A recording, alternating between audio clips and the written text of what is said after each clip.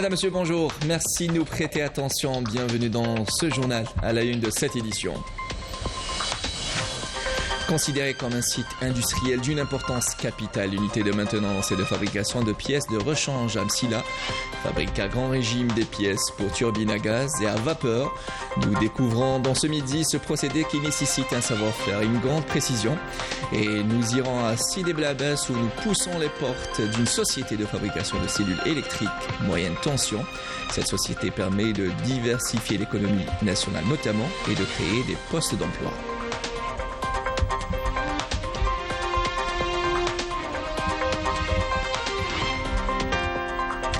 Dépendant de la mine de Rarajwilat Ouest connaît une cadence accélérée ces derniers temps dans le processus d'extraction de fer brut en utilisant notamment des tirs d'explosifs. Une opération menée par une main-d'œuvre qualifiée et l'expertise de l'entreprise Ferral. Et le reportage de ce midi est réservé à l'Institut national de protection des végétaux d'Alger, un établissement qui tente à travers la recherche scientifique de protéger le patrimoine agricole, entre autres, contre l'usage des pesticides.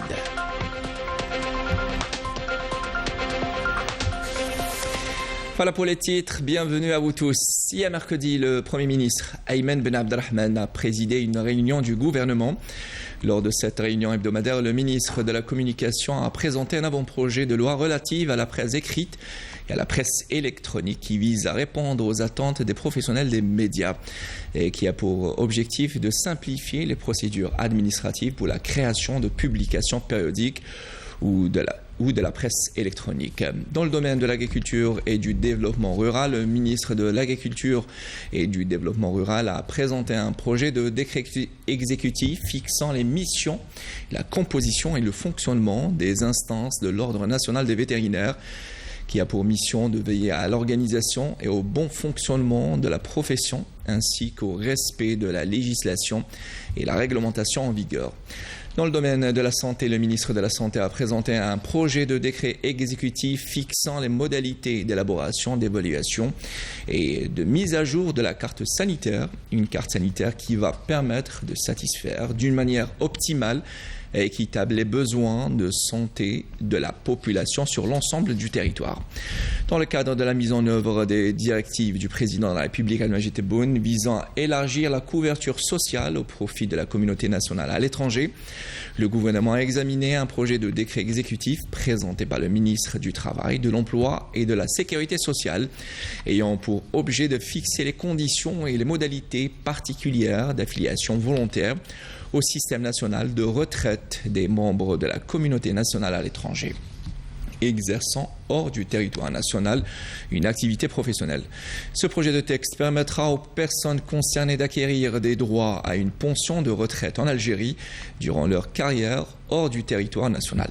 Dans le domaine de la pêche et des productions halieutiques, le gouvernement a entendu la présentation faite par le ministre de la Pêche et des productions halieutiques sur le projet de décret exécutif relatif aux coopératives de la pêche et de l'aquaculture. Ce projet participe aux efforts de développement économique et social des filières de la pêche et de l'aquaculture pour améliorer la qualité marchande des produits de la pêche et de l'aquaculture à destination des consommateurs. L'industrie nationale direction, on parle industrie nationale et direction de la wilaya de M'Sila a eu une deuxième commande d'ailettes pour turbines à gaz et à vapeur fabriquées par la Société algérienne des industries électriques et gazières. Cette unité de maintenance de fabrication de la pièce de rechange a été exportée hier vers la Société Générale Électrique aux Pays-Bas. Les détails dans ce reportage de Hicham Sadoudi, Yasmine Saoudi, le récit. Partenaire de General Electric, cette unité de maintenance et de fabrication de pièces de rechange située à M'Sila fabrique des ailettes pour turbines à gaz et à vapeur, un procédé qui nécessite savoir-faire et précision.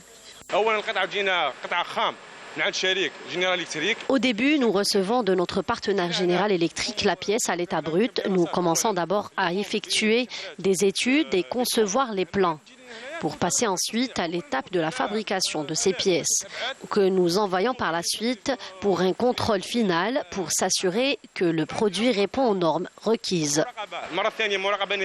Un partenariat fructueux grâce notamment à un personnel qualifié. Cette réalisation confirme la confiance que l'entreprise américaine General Electric accorde aux compétences et à la main-d'œuvre algérienne. للكفاءات والمهندسين الجزائريين الكفاءة تاعنا كاملهم خريجين الجامعات الجزائرية والمعاهد التكوين الجزائرية. Les employés sont tous diplômés de l'université algérienne ou de la formation professionnelle.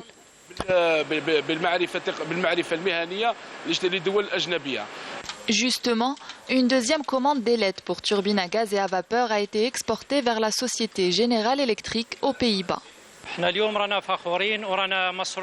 Aujourd'hui, nous sommes fiers et très heureux d'avoir fabriqué les pièces de rechange pour turbines à gaz que nous avons importées pendant longtemps et à des prix très élevés.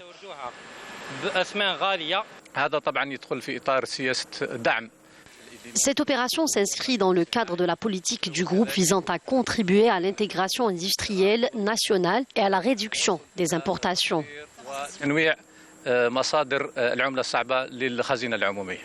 L'unité de Msila œuvre à élargir son champ d'exportation vers les pays d'Afrique, d'Europe et d'Amérique, au vu de l'expérience acquise dans le domaine.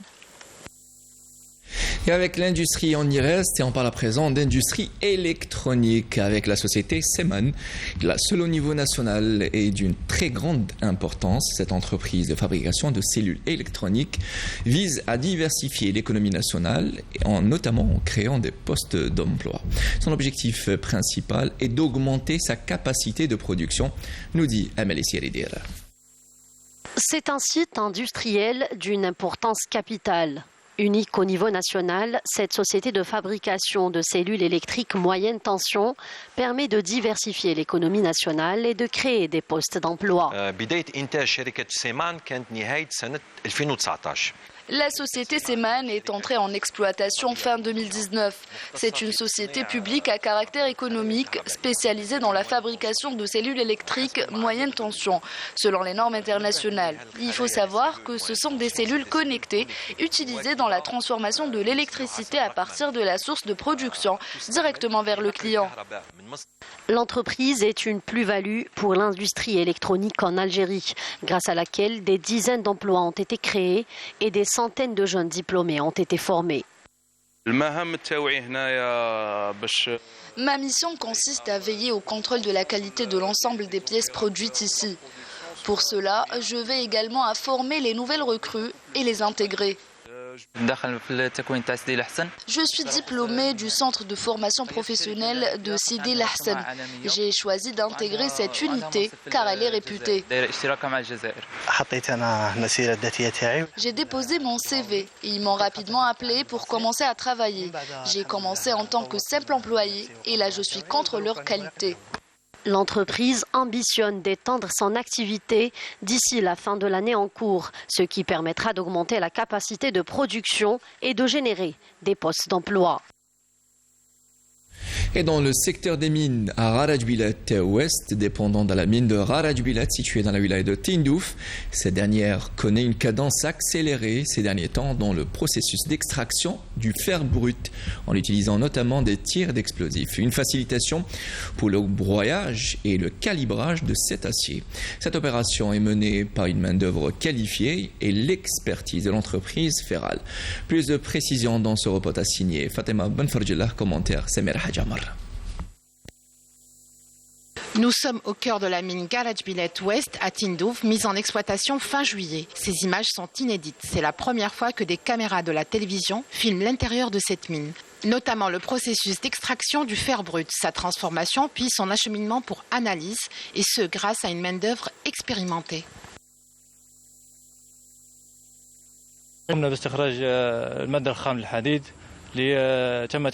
Nous avons procédé à l'extraction du minerai brut. Il y a plusieurs phases. Aujourd'hui, nous en sommes à la dernière, qui est l'extraction, le broyage et le calibrage de cette matière brute. Et grâce à Dieu, tout s'est très bien passé à 100%. J'ai intégré l'entreprise Ferral en 2016. Nous avons commencé le travail cette année et nous avons acquis de l'expérience.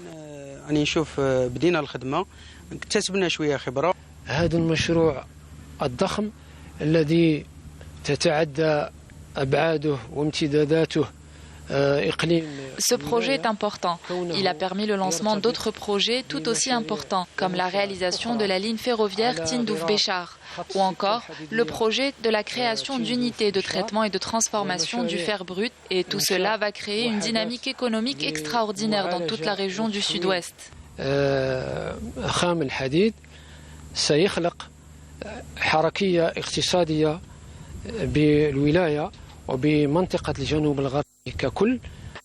L'extraction du fer brut se fait selon des normes bien précises et ce qui fait la particularité de ce site, c'est la présence du minerai de fer dans les couches géologiques proches de la surface.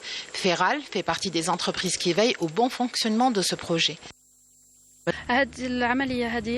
Nous surnommons cette opération la tranchée. Il s'agit de l'entrée de la mine pour accéder au front de taille. Cette opération a été réalisée avec des explosifs en collaboration avec l'entreprise nationale des explosifs, l'ONEX. Il y a eu à ce jour 4 tirs de mine à l'aide d'explosifs. Ce projet permettra de garantir et sécuriser l'approvisionnement en matières brutes des complexes métallurgiques et sidérurgiques d'El Hadjar et Toshiali, d'augmenter par là même les recettes hors hydrocarbures et de créer quelques 3000 emplois. Gharaj Bilet est un signe de bon augure pour nous et pour toute la région, pour l'économie nationale. Plusieurs postes d'emploi ont été créés, notamment pour la main-d'œuvre locale. Il y a cet institut de formation, on espère la création de spécialités dans le domaine.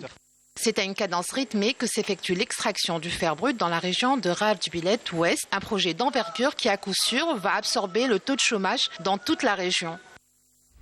Et ouverture prochaine de l'année universitaire fixée au 17 septembre par le ministère de la Recherche scientifique. Elle enregistrera le retour aux cours en présentiel, notamment pour les matières essentielles. Et le recours au système de groupe ne se fera qu'en cas de besoin.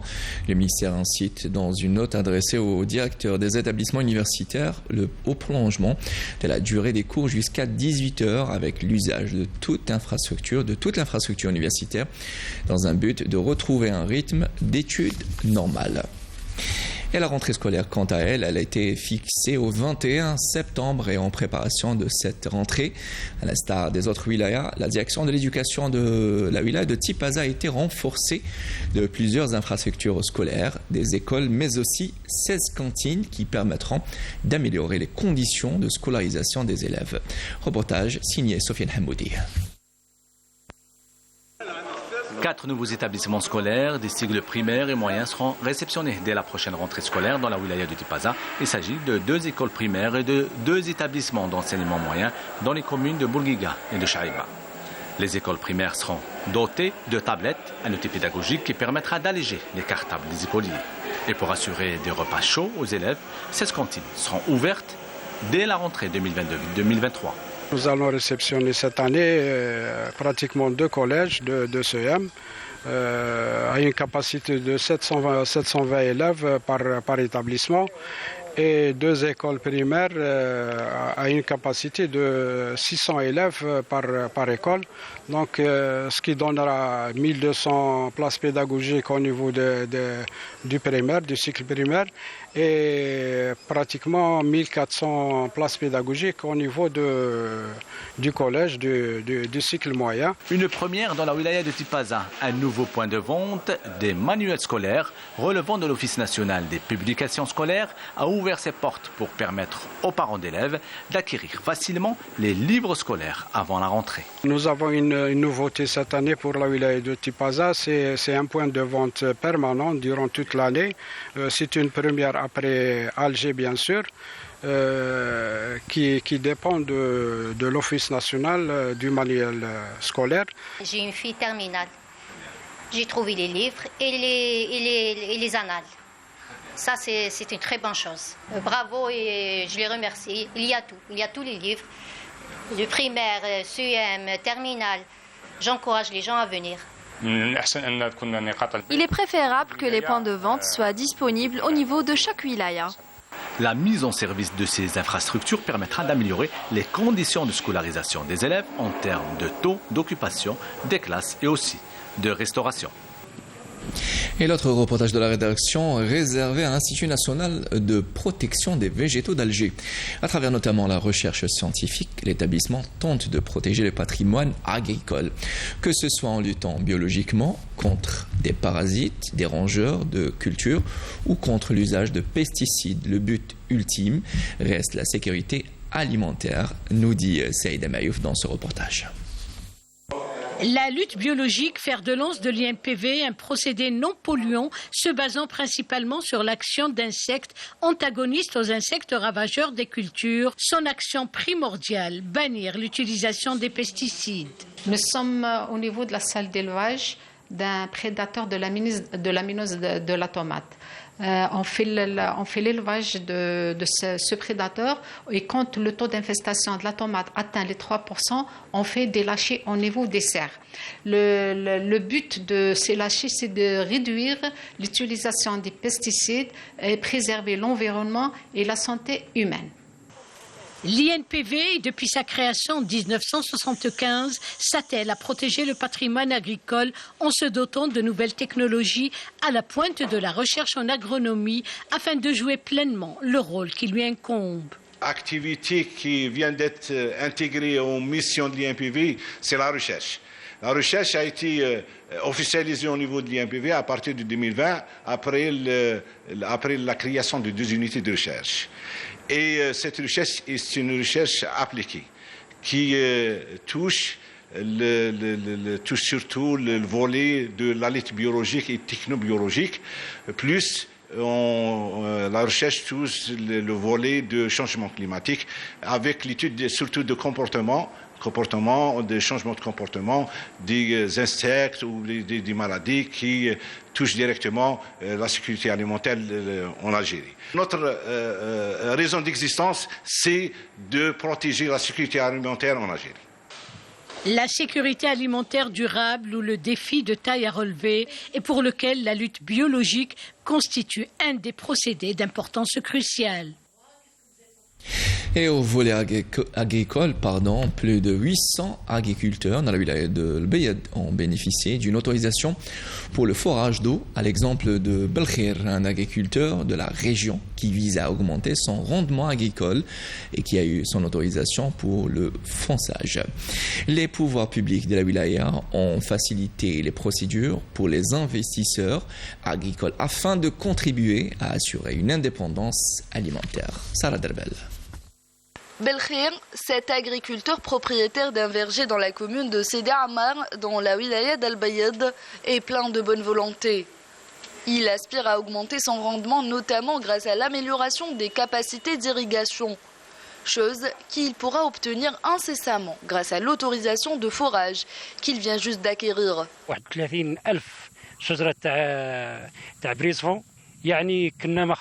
J'ai à peu près 20 000 arbres fruitiers et 30 000 brise-vents.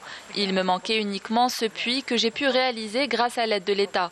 Je vais pouvoir désormais augmenter mon rendement.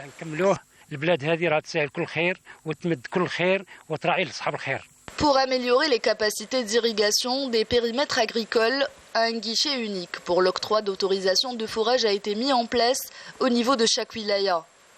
Une plus-value pour les exploitants agricoles qui pourront désormais aspirer à obtenir un meilleur rendement. La wilaya d'Al-Bayad a facilité les procédures pour l'ensemble des agriculteurs pour le fourrage des puits, car notre objectif principal est l'autosuffisance en eau.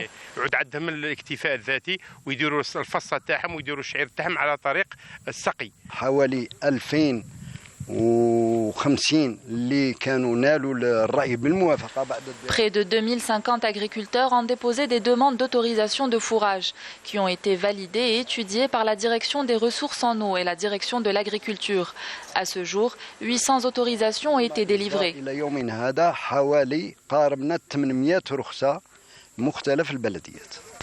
L'irrigation demeure le nerf de la guerre pour le secteur agricole. Une meilleure gestion des ressources en eau et le choix adéquat du système d'irrigation adapté à chaque culture ne pourra qu'améliorer la production agricole. Les pluies occasionnelles que connaissent certaines régions du pays laisseront bientôt place aux intempéries de l'automne. En prévision de cette saison, le nettoyage des avaloirs a débuté. Et le but est de libérer les évacuations et l'opération peut prévenir bien des catastrophes. Elle est prise en charge par l'Office national d'assainissement. Comment se fait le travail? Quelles sont les difficultés rencontrées? Éléments de réponse avec Nakhla Larbi. Limiter les dégâts générés par les inondations, notamment en pareille période, les premières pluies automnales étant en général assez violentes. En attestent les bulletins météo spéciaux émis par l'Office national de météorologie. Une campagne de curage préventif, comme c'est le cas ici à Boumerdès, a été lancée à cet effet depuis une quinzaine de jours par l'Office national de l'assainissement. Le secteur des ressources en eau et de la sécurité hydrique donc, a lancé un vaste programme de curage, un programme préventif de curage des systèmes d'assainissement, des avaloirs et des oueds sur l'ensemble du territoire national.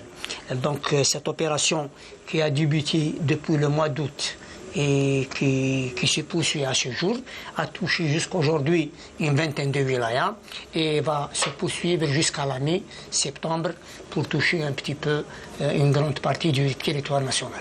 L'intervention de l'ONA se fait par ordre de priorité au niveau des différentes wilayas et des communes qui présentent des risques d'inondation. La semaine passée, une vaste opération à Beni Slimane, dans la wilaya de Médéa, parce que la ville de Beni Slimane a connu d'importantes inondations catastrophiques au mois d'avril 2021.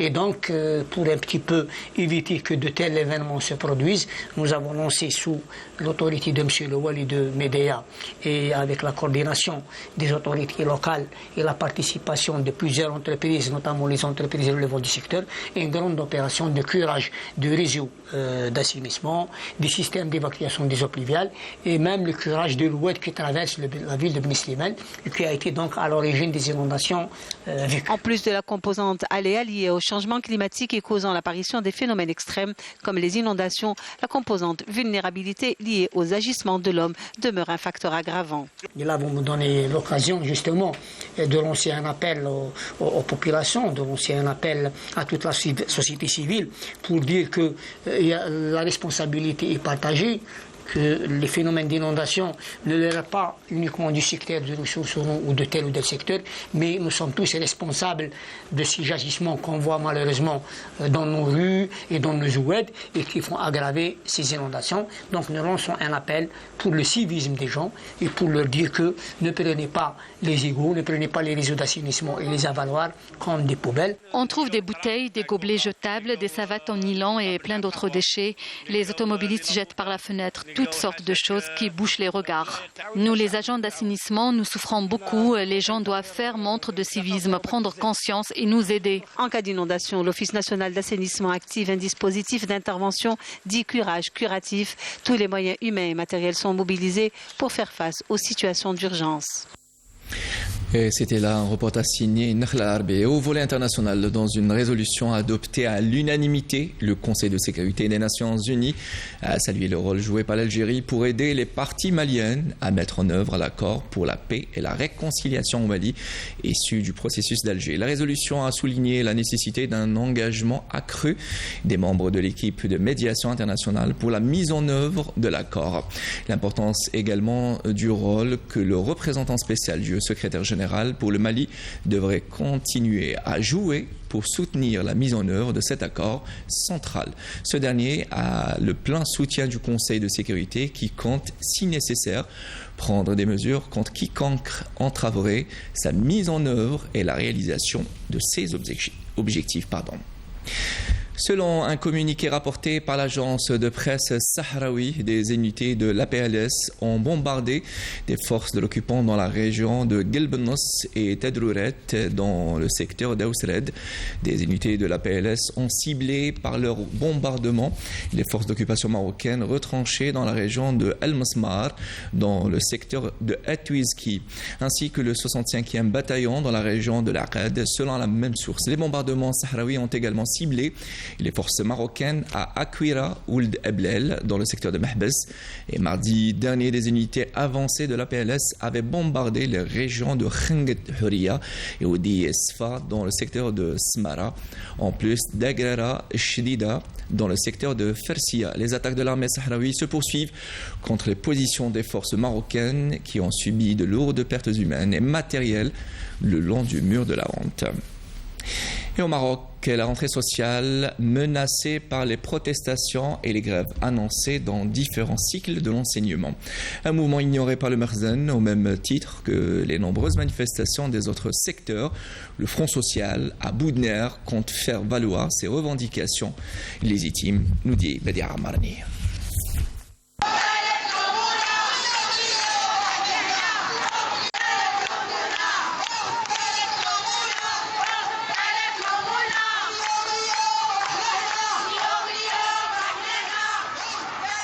Les Marocains continuent d'investir la rue. Les travailleurs évoluant dans différents secteurs d'activité manifestent contre des conditions de vie de plus en plus difficiles. Le cas des employés de l'entreprise Ticom dans la ville de Meknes qui ont organisé une protestation pour manifester leur mécontentement devant des conditions de travail difficiles marquées entre autres par l'absence de la couverture sociale. Elle manifeste également contre la cherté de la vie et la flambée des prix des produits de large consommation. Elle demande tout simplement à travailler en toute dignité et dans le respect de leurs droits les plus élémentaires.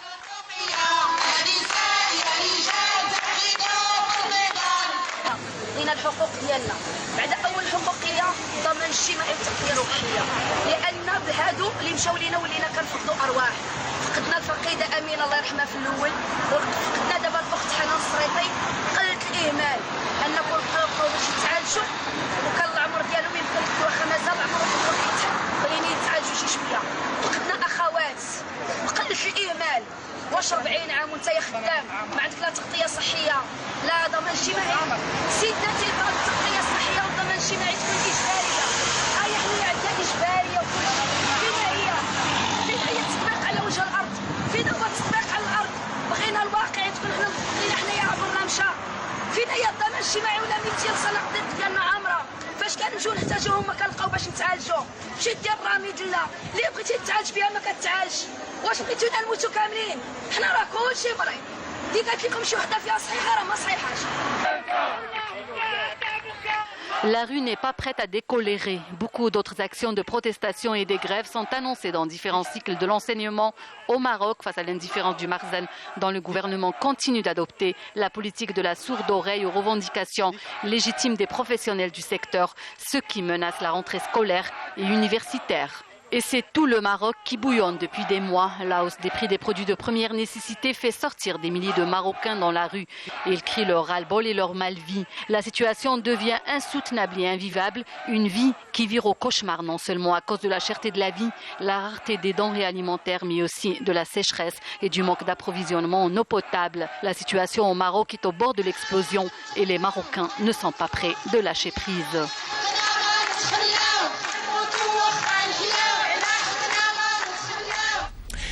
Et retour en Algérie pour parler sport et foot. Deuxième journée de la Ligue 1, battue lors de la première journée par la Zoochlef avec un but à 0. La JS Kabylie accueille le CS Constantine ce soir à 20h à Tizi Ouzou avec la ferme détermination de s'imposer pour lancer sa saison. Avec cette information, nous arrivons à la fin de ce midi de ce 1er septembre 2022. Madame, Monsieur, merci de nous avoir prêté attention. Tout de suite, les nouvelles du ciel signées Minab. J'aurai le plaisir de vous retrouver à 19h pour l'édition du soir. Bon appétit si vous êtes à table et à tout à l'heure.